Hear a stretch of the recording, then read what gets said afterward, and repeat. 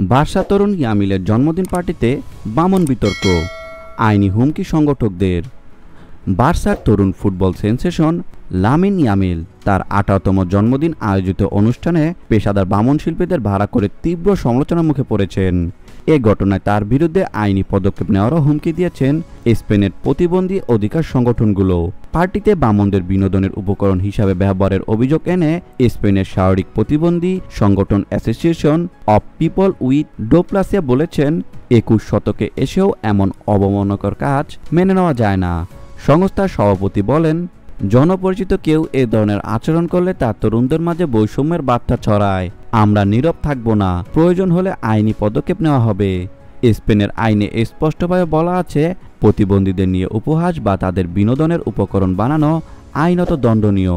এদিকে জন্মদিনের পর বিতর্কের মধ্যে ইয়ামিল বার্সেলোনার প্রি সিজন ক্যাম্পে ফিরেছেন। শোনা যাচ্ছে নতুন মৌসুমে বার্সার ঐতিহ্যবাহী 10 নম্বর জার্সি তুলে দেওয়া হতে পারে এই বিস্ময় বালকের হাতে। তবে জন্মদিনের এই বিতর্ক ইয়ামিলের মাঠের বাইরে ভাবমূর্তি বড়সড় প্রভাব ফেলতে পারে মনে করছেন বিশ্লেষকরা।